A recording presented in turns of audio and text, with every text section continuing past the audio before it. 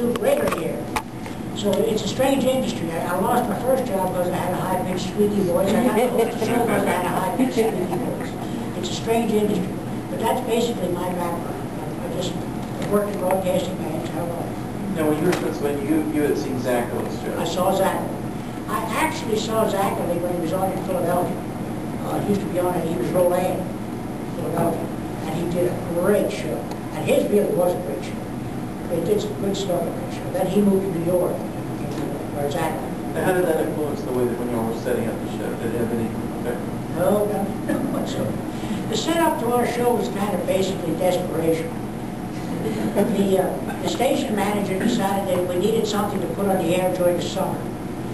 It was originally a summer replacement program. It was not supposed to continue forever. And to be absolutely honest, originally I wasn't that enthused about doing the program. He came to me and said, you know, we're going to have you host a horror movie. And I told him, I said, I'm not sure that I want to do this. I said, you know, I live here, I have a home here, I have a family here. I don't really want to go in the air and look stupid. And he allowed us how he understood that and he agreed that this is a free country and a democracy. And in a free country and a democracy, there's absolutely nothing that says I have to do this program. But I should also keep in mind that in a free country and a democracy, there's nothing that says I have to be employed. So that being the case, and with democracy in action going forward, we decided to do the program. The set, they actually did a fair amount in putting the set together. The first I realized that they were actually deadly serious about this was one day I was in my office. As production manager, I had to write all the local commercials. And I was in my office writing the commercials, I was typing, and two guys showed up in the carpenter shop with a coffin lid. And one of them said, stand up. So I stood up, the other one got back on me and held the lid up. The first one looked up and down and said, yeah, that'll fit. And the two of them walked out. And I figured they were either serious about this show or the manager was awfully angry with me. And then later on I got a notice to appear for a tape session, and they had gotten a tuxedo and they were going to do this program. And I asked him, I said, well, you know, what do I say? What do I do? And the manager said, well, open the lid and say hi. I said, that's going to take about 15 seconds. What do we do for the rest of the 2 hours? And he said, I've got you on the air. The rest of it is your problem. So the program is basically desperation. The first set of shows that we did, they had forgotten to record an opening. Somehow or other, they neglected to record the opening that was supposed to run for this, so they didn't have any name for the character. The announcer said, I've got to run down and record this. What are we going to call the character? The general manager said, call him the Bowman Body. So they recorded that as the character's name. We did 4 shows that week. So at the end of 4 shows, they didn't think the name was very good, but they didn't want to change it after it had been in the air for 4 weeks. So the name just basically stuck. A lot of people never really understood. Most people, if they don't understand, it's actually my name. My real name is Bill Bowman. I have no idea what the name of the show character name, but that's how the name of the character name. The first taping was somewhat accident-prone, I guess, to be able to put it. The original outfit that I had, I did not wear the white tennis shoes. Those were the idea of one of the camera operators. He said, boy, put tennis shoes on this program and this will go, this will take off. So I wore his tennis shoes. Unfortunately, his feet were about 2 sizes smaller than mine. So for the first 4 shows, I had this terrible pained expression on my face.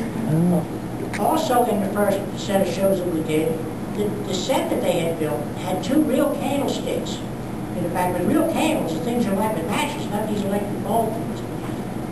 I was standing up, I was talking.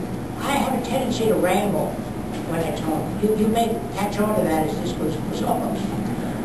And I was talking, and I was looking out, and I could see the camera operators and the crew, and they were all looking at me, and their eyes were getting great big. And I thought, boy, these people really like what I'm saying. This is going over better than I thought it would. And then I could see in the control room, and the people were standing there with their eyes being pointing at me. I thought, boy, this really must be going good. Finally, I threw it to the movie. They all ran up, grabbed me, threw me on the floor, and started stomping on me. My cape had caught fire. I was standing there and going up in flames. And I said to them, why didn't somebody say something? And and they all said, "Oh, it looked so good." Which sort of set the trend for the entire program. There was a great deal more that had happened by accident than was ever planned. For people who saw the show, this may come as a big surprise, but there was no great scripting done for the program. We sort of made it up. We had an idea of what we wanted to do, but most of the time we didn't stick with it terribly well. We did have a certain standard that we lived up to, but it wasn't real high. We would do something over if it didn't match the standard, but it had to be pretty bad before we could do it over. You had to deal with it. Now, you had a basketball team. We also had a basketball team. That actually came later. The series actually did go on for the first summer. At the end of the summer session, which was supposed to be the end of September, it was the last weekend in September, they had set up a thing where that was the end of the series. And on the last program, I said on the air, just for the sake of saying something, I said, if anybody liked the program, would you please write in? Otherwise, I'm going to be selling hot dogs at Virginia Beach. And all of a sudden, we got bag loads of mail, which was the first any of us really knew that there was any audience, appreciable audience out there. Nobody really responded that much. Every once in a while, one of my neighbors would say something sarcastic. But other than that, I didn't have much of any reaction to it. And we got a whole bunch of mail, which was the first that we really knew there was an audience. And one of the salespeople at the station took all the mail, put it in a grocery bag, and took it to an advertising agency and said, "Would you sponsor a program that gets this much mail in one line?" And the man said, "Yes." Now I had a sponsor. Once you've got a sponsor, you're back on the air. And it's sort of safe. Our first sponsor was Richmond Chrysler Plymouth, which is also out of business now. Which again, I'm sure is just a coincidence.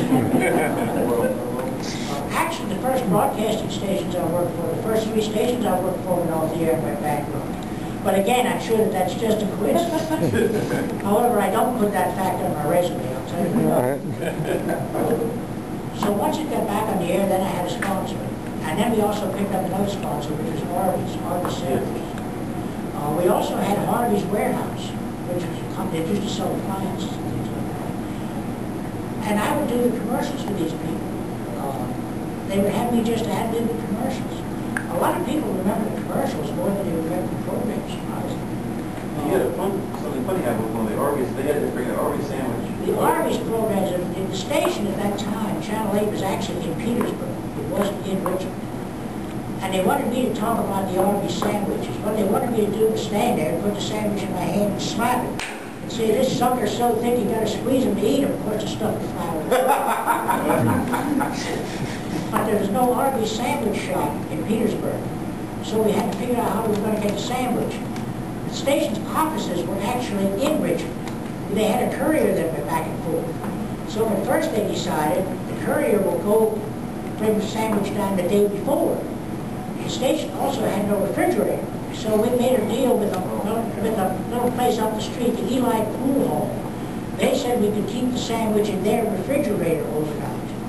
Unfortunately, they put it in the freezer. And they brought me the sandwich, and I go, "So thick you got to squeeze it like hitting a hunk of coal." It clapped, it dropped to the floor, it crashed.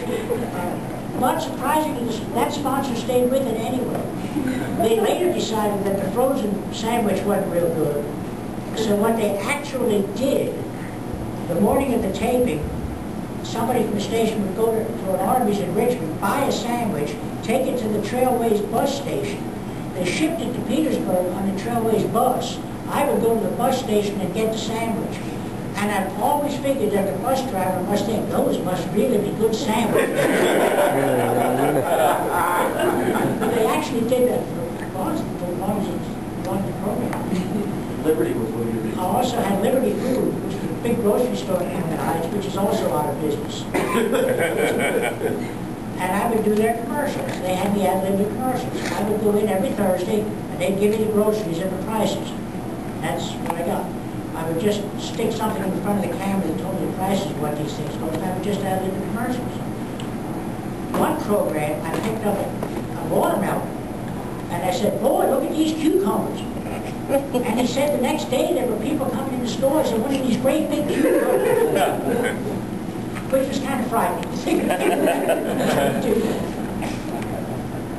Now, you did most of the first. Now, Jester Boy did the Richmond Price. Jester did Richmond. Honda House was even one of your sponsors. Honda House was on it. But Jester Boy advertising actually handled Honda House, Richmond Price, and Arby's restaurant. They were all handled by the same agents. He's still doing ads at Richmond. He still does Honda. I've seen him do Honda. Now, we were going to talk about the basketball team, and that was one of the things that developed out of the show. Now, you had the incident with the basketball. WXEX TV at that time was owned by the same people that owned WLAE Radio, which was in Richmond. And the disc jockeys had a basketball team, which they recruited me to play basketball. The premise being, we would go out to high schools and play their team. The proceeds of which went to the school, to their athletic club, whatever they wanted to do. The premise behind the game also was the fact that we would lose, which with me on the team was really not a difficult thing. First of all, I can't play basketball to start with, and trying to play with this outfit is not real easy. We did play one game where the score actually was real close. There was only 1 point difference. At the end of the game, there was about 10 seconds left in the game. They threw me the ball, I chucked it up at the basket, and lo and behold, it went in. And we practically had run out of time. Nobody wanted us back again because we won the game. Which kind of ended my taking the last shot. We used to promo the games by having one of the disc jockeys come down and talk to me in the air about the game. I was not allowed to actually promote the game myself. We did get money out of the game. We got expense money because we had to drive the game, so we got our expense money out of it. Once you did that, I could not promote it, per se, because the station wasn't getting any of the money, and that became payola. I don't know if that's still the case, but it was then. But one of the disc jockeys from the radio station could come on the show and invite me to be there, which basically comes out to the same thing, but it was one of those strange loopholes that made it legal. And we had one of the disc jockeys there one time, and he and I were talking about this game, and we were tossing this basketball back and forth. I threw it to him, and he missed it. Well, it rolled across the floor. We didn't need it, so we just kept on talking. When it rolled past the camera operator thought we needed it. He picked it up and threw it back at us. I was talking to the disc jockey. I looked up, and the ball was about a half an inch from my nose. The ball proceeds to slam into my nose, knocked me back into the coffin, and knocked the whole coffin into my right set. The last shot in the program shows the disc jockey standing there looking over the back of the set. The entire crew, I'm laying on the floor in a bloody, beaten up hole. The entire crew runs over to the tape machine and checks it. I said, why didn't somebody, come and help me? Oh, it looked so good. Surprisingly, that is one of the few pieces of the program that still exists. There is almost nothing of the program that's still in existence. The program is always taped on a Thursday. The program was never live. The station had better sense than that. The program was never live. It was always taped on a Thursday. It was aired on a Saturday. The following Thursday, they would record the same piece of tape, thereby erasing the previous show. Which, I'm sorry they did that, but I understand why they did it. Because back in those days, the tape that they used cost $300 a reel. And so to store that stuff and keep it would have cost a fortune for something that probably nobody would ever look at again. So they recorded over it. When the program finally went off the air, there was one tape in existence, and they just simply used the tape for something else. There are a couple of things that some people did record that I have the piece with me flying over the back of the casket. There's also another tape in existence that shows some people that came in. One night they were going to teach me how to do this fantastic new dance called the Gator, which consists of falling flat on your face on the floor and moving your arms and legs back and forth like that. It never became a real popular dance. I don't think it would have become real popular even if I had mentioned it. I don't think I was the death knell of that dance. But that is the only couple pieces that are in existence. There is a piece in existence. At one point I performed at Dog Rodell in Richmond, which is a big amphitheater. Richmond's a big amphitheater they have where they do concerts and stuff. I appeared there one time with the band, and I sang the Monster Mash and played the trumpet. That is still in existence. I don't have a copy of it, I just know it's still in existence. I don't have a copy of the game. Somebody else has it. I found an audio copy of you singing the Monster Mash in my garage recently. Did you? Yes. And I used to, as a kid, before, I don't know if you guys ever did this before, there was VCRs. would sometimes take those little creepy cassette players and put them up in front of the TV set. And I found about 3 or 4 tapes of your show. One of them has you singing the Monster Mash.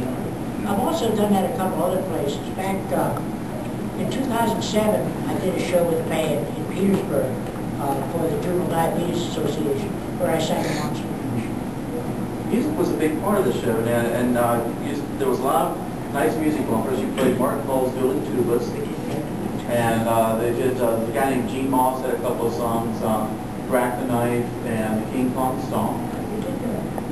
I also had some Hungarian gypsy music, which didn't really work out terribly well. But at one point when the show was, I guess, speaking of popularity, it's maybe around 73, 74, you had your own song. There was a recording called the Bowman Body I, which was a bluegrass song. It was done by a group out of Petersburg, Don Harmon. He asked me one time if I would have any objections if he wrote this song here for me, which of course I didn't. So then he said, how about if we made records of this thing, which was fine with me. And they made these recordings, and they actually did sell some of them.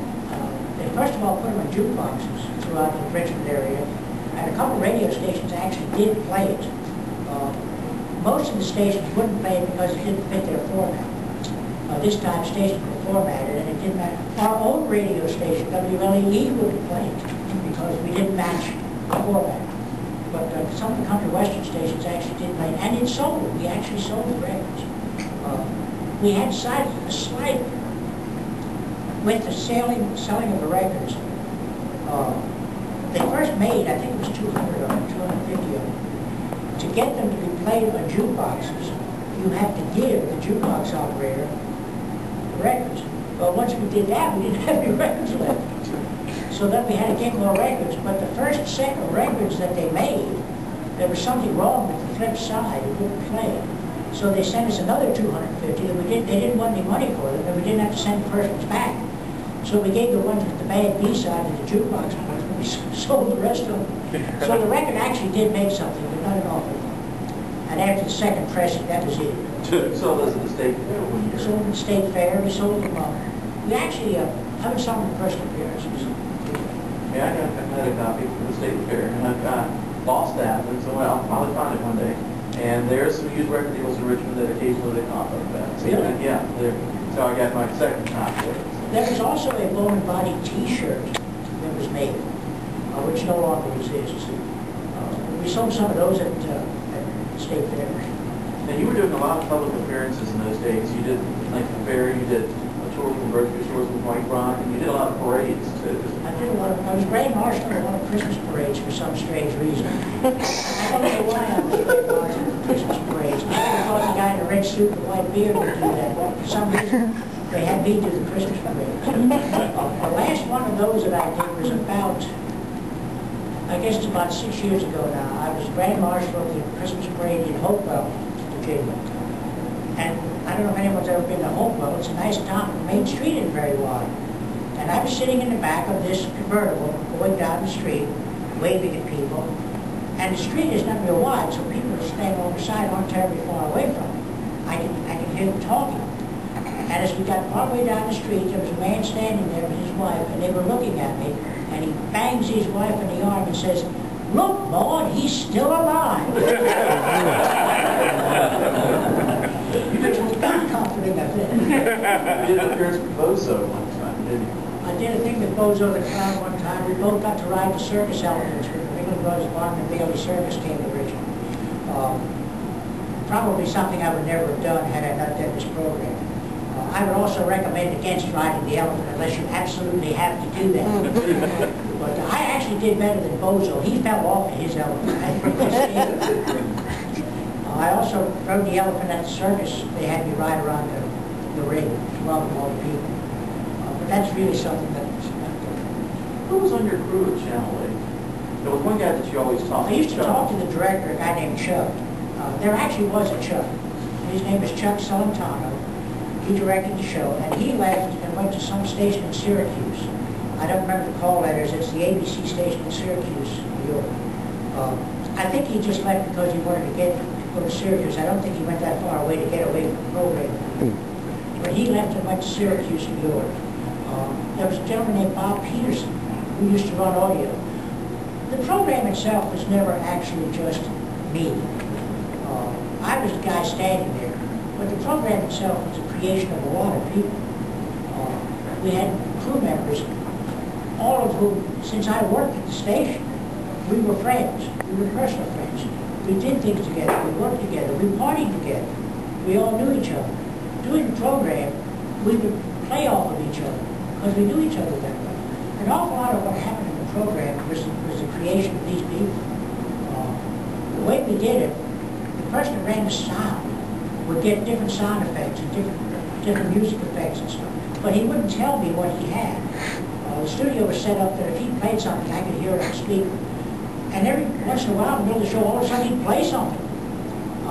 And I would react to it. Or they also had a monitor next to camera. The head-on camera was straight ahead of me. Next to it was a floor monitor. I could see what they were doing with the cameras. And they would do something. And I would react to it.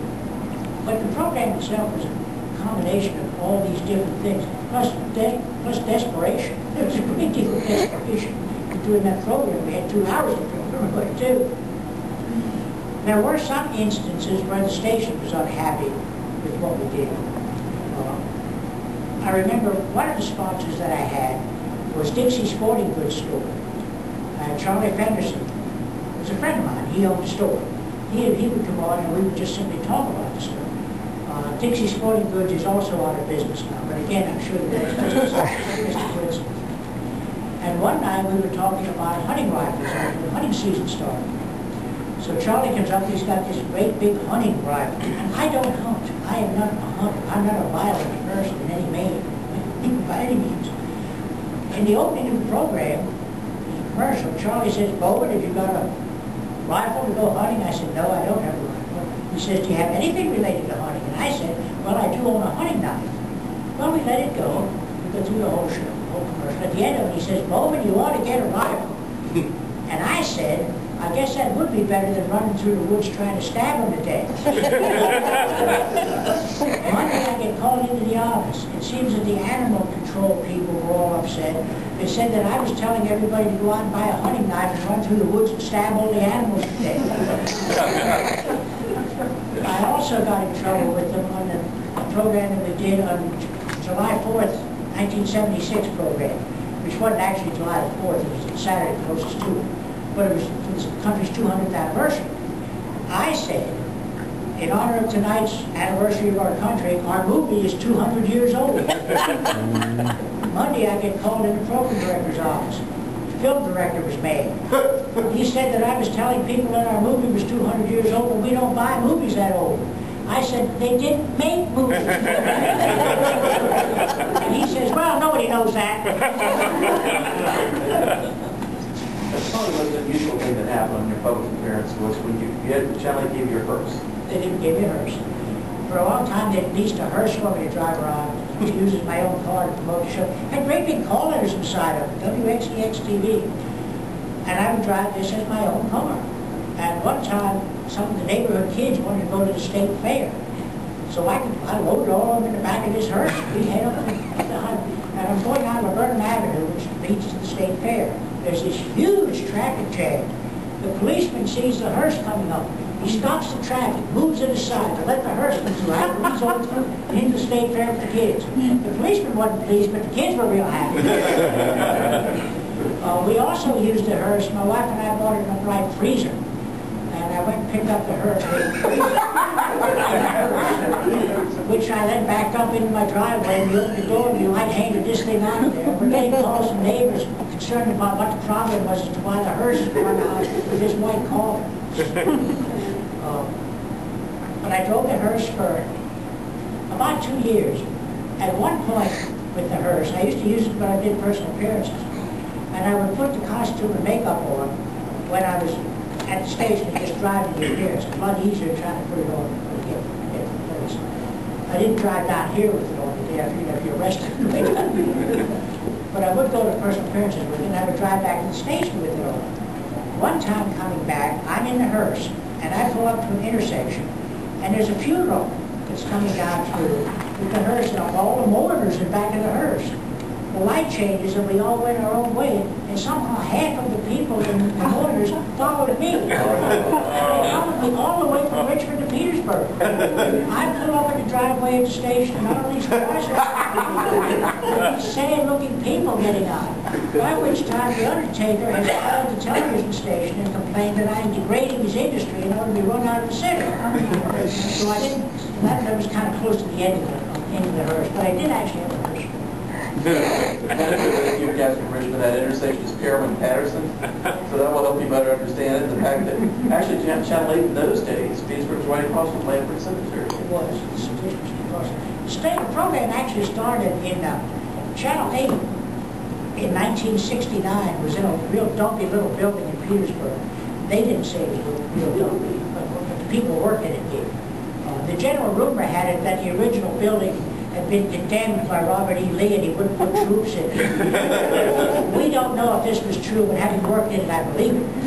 Anyway, that burned down in Memorial Day of 1969, and they operated out of a storefront in downtown Petersburg until October 71. The program started in 70, so it started at the temporary facility in Sycamore Street, and then when they moved to their new facility at Crater Road, which is right across the street from Lamford Cemetery, the program was done there. You had one problem with movies one time. We used to have people who would show up at the station at night, but they didn't realize it was taped, and they would show up at the station. A lot of people, it seems, watched the program before they actually got to the TV set turning on. They would go to their nearby store and get a couple bags of chips and about 6 packs of beer. The beer improved the program, I understand. And they would all sit and drink beer and watch and eat these chips. And a lot of times they would decide to come down to the television station. But of course, I wasn't there. So these people would come in and they'd be pounding on the door and beating on the door and everything. So I got to the point on the program I used to have to say, I'm not here, don't come down to the station. Because the engineers at the station used to get upset about all the knocking on the door. Somebody found you. I used to have people on track. I don't know how people knew who I was, but they did. And one night, my doorbell rings. They open the door, and there's this totally unclad, naked young ladies, 2 of them, standing there. Someone had bet them they wouldn't do that. They opened the door, yelled boo, and ran up the street. I don't know who they were. I must say it improved my standing in the community. The thing that was really strange with it is they first went to the house across the street. His opinion of me went way up in the air. We'll do a quick aside. This is one funny story. Now, we were talking about this the other day. I did a program with me and Richard. That there used to be a guy that did a commercial. This is how cheap old television used to be. And he had a cafeteria out of Willow Lawn in Richmond. And he would do this program just for the promote his cafeteria at Willow Lawn. And he took I had nothing to do with this. No, but it's just funny. You got to tell the story. It's funny. This friend of mine used to do a program from the cafeteria in Willow Lawn where he would talk about the daily specials. And what he would do would be have a guest sitting much like the 2 of us. And if I was the guest, I'd be sitting there with a bunch of food in front of me, and he'd be there. He would come up on the camera and he'd say, well, we're here at whatever, I'm not going to say anything about too. And with me today is so-and-so. What are you eating today, so-and-so? Well, I got a pork chop on a piece of baked potato. He'd say, how about that, folks? Pork chop, baked potato, eat one of each. Then it would cut to another person. This was a half hour. This was a half-hour show. This went through about 45 people. I thought of copying that, but I didn't. You didn't do the dialing for dollars thing. No, I didn't do that. No, was that a challenge? That was a challenge. The acting. Now, with the movies, did you have any favorites of the movies that you showed? The movies I liked were the actual original Boris Karloff and Bela Lugosi movies. I liked those. I thought they were good movies. Some of the others were good. We also did my part of the program without the movie. I did not see the movie when I was doing the program. I would say things that were general enough that applied to any movie. I said, tonight we have a really horrible motion picture. Well, they were all horrible. You didn't know what the movie was. But I didn't see the movies. At one point, they ran out of those. The package ended. And for a while, they actually ran Charlie Chan movies on it, which didn't seem to hurt the audience one way or the other.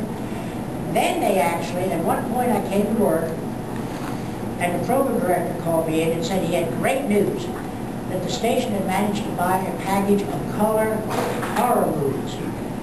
And this was back in the 70s. I said, well, that's nice. I said, what are these movies? Well, he said, I'm not sure, but we got a great deal on this package. It turns out that what he had bought were these pornographic horror movies that he used to call drive-in movies. So the movies had to be edited before they could be shown. By the time the movie was edited down, the movie was only about 20 minutes long. But you could always tell when the film editor was editing the movie down for that week, because the whole staff would be standing outside the door, looking in the door, saying, "Ooh, look at that!" And they ran those. Then they finally got another package, and that ended the program. The program ended on Channel 8 because basically they ran out of movies. They didn't actually run out of them. But you can't buy just the horror movies. When you bought movies back in those days at the stations, this may still be the case, I don't know, I don't buy movies. But you had to buy a movie package. A package might consist of 400 titles, which the station would have to sign the contract for those movies, and it may be $100 a title. I mean, it was a very costly thing to buy a movie package. And if the package may consist of 10 horror movies and 390 other movies, which the station didn't really have much need for. So they really didn't decided they didn't want to spend that much money in a movie package based on one show, on one person who could quit and leave them with this huge amount of money tied up in a movie package. And that's when the show ended in September of 1976. Now, just to plug our friend Jim Cladwell, worked on this book called Shock Theater. It's really interesting how the package worked out. This will tell you a lot about it, how the package was sold to stations, and each station was encouraged to have their own host. And as you said, one time it was when the show was originally, you had all the classic ones. And as you said, it was important to really, because the Universal films, as most of you know, are meant to be shown in a particular order. Right. And the original ones, the original Boris Karloff, Frankenstein movies were made in sequence. No matter what happened at the end of one of them, the next one picked up where that one left off. If the monster was frozen in a bunch of water, the next one they were thawing him out. No matter what happened, there was a sequence.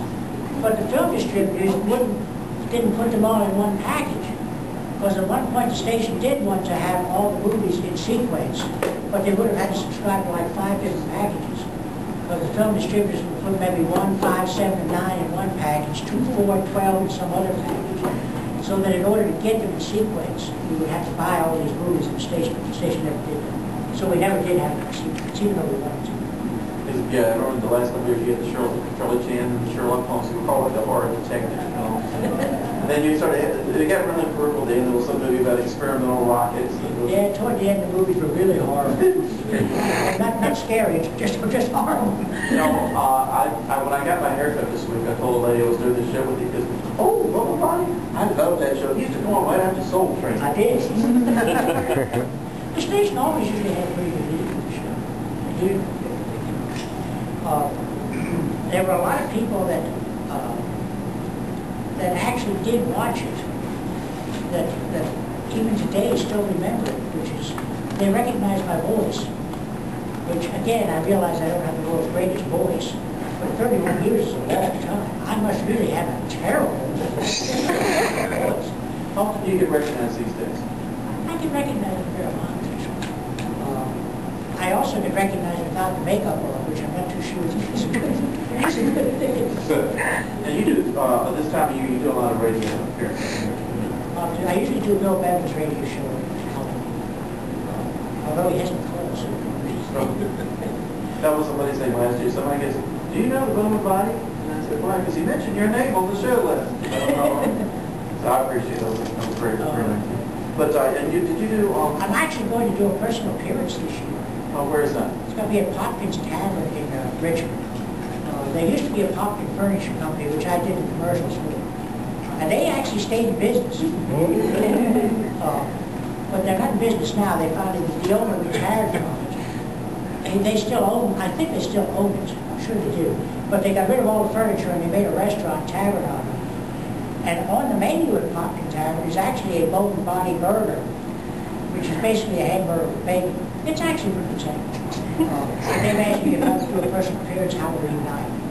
They haven't decided yet whether it will actually be Saturday night or Wednesday night, which is actually Halloween. But at some point, that will be at the Auction Tavern. The Bowman Body burger is actually pretty good. I didn't know there was such a thing until it was in the Richmond paper. The restaurant critic reviewed the restaurant and he reviewed the sandwich. He wasn't terribly complimentary about it, but I thought it was a pretty good sandwich.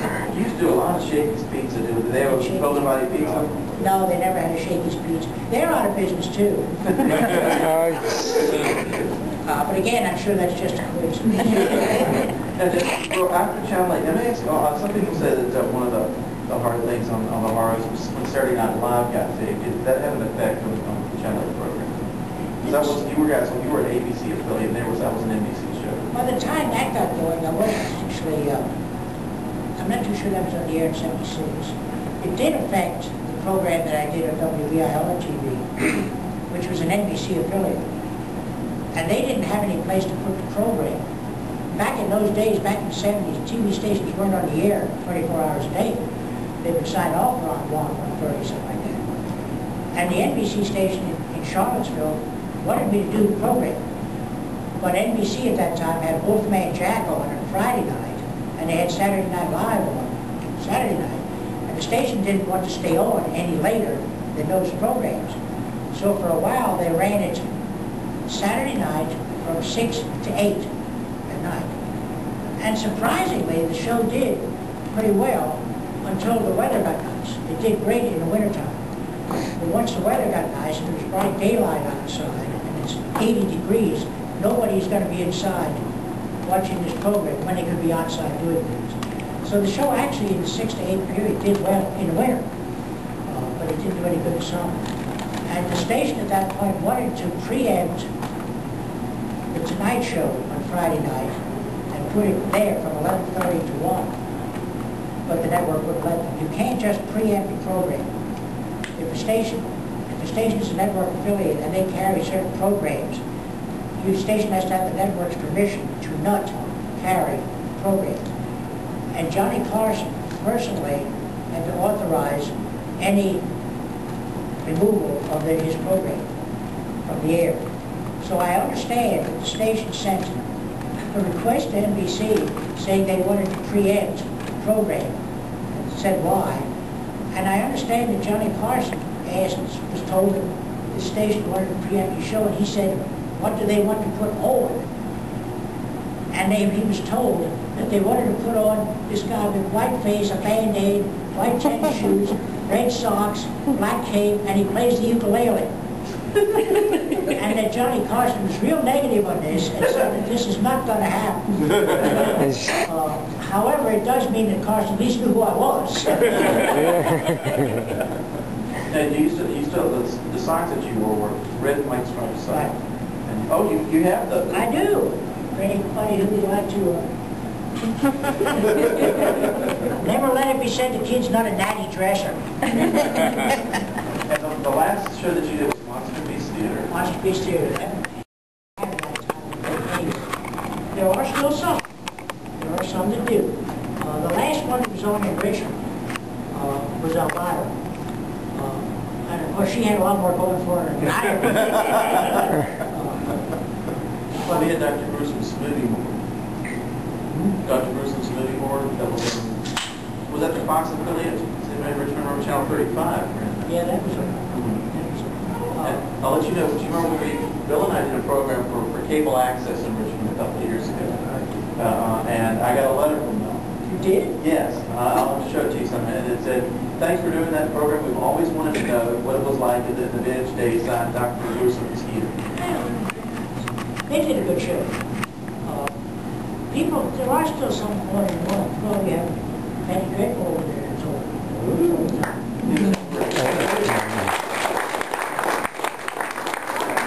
actually stop doing them. I guess these things go in cycles.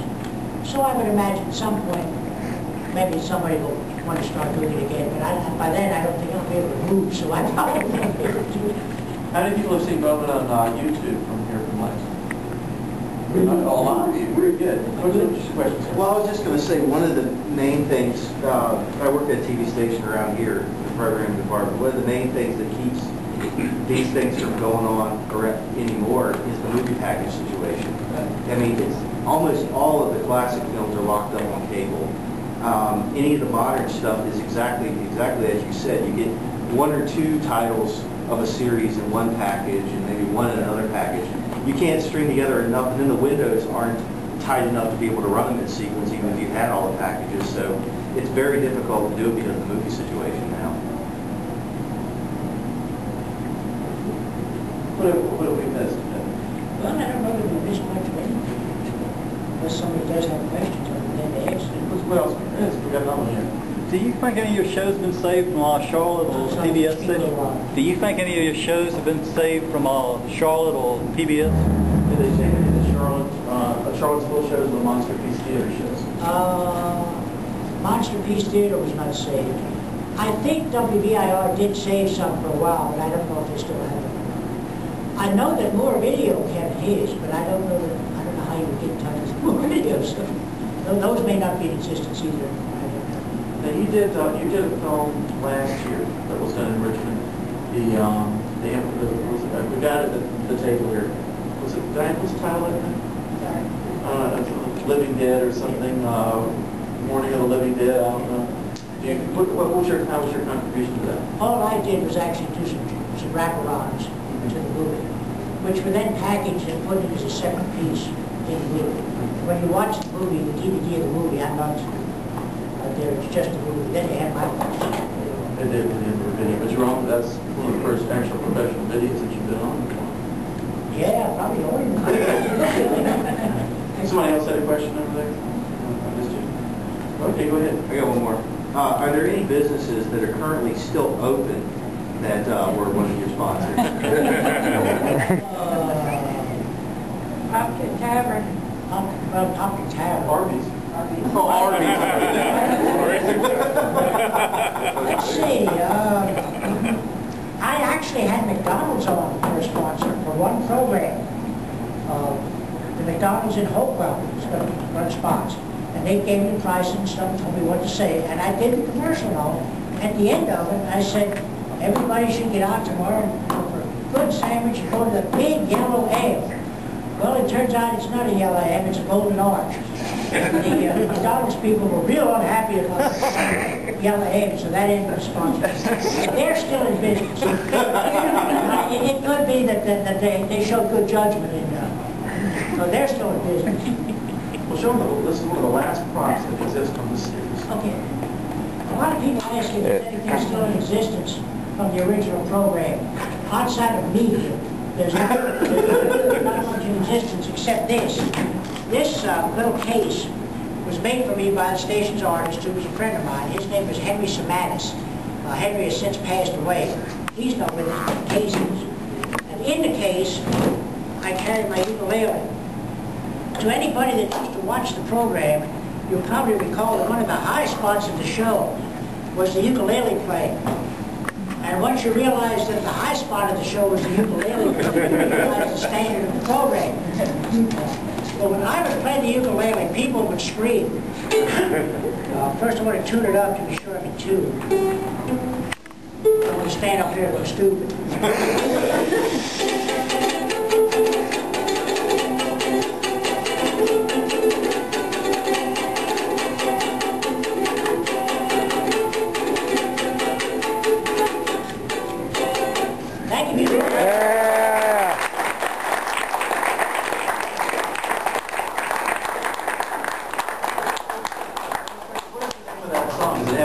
No, it hasn't got it.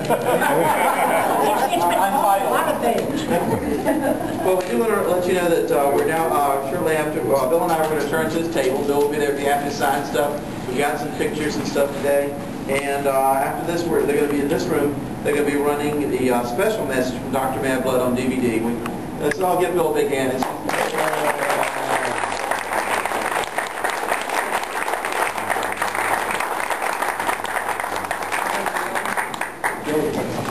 We're going to run a quick special message Dr. Mad Blood sent us just for Monsterfest about what's going on with him now, and then we're going to have the panel discussion on the 80s horror in just a few minutes.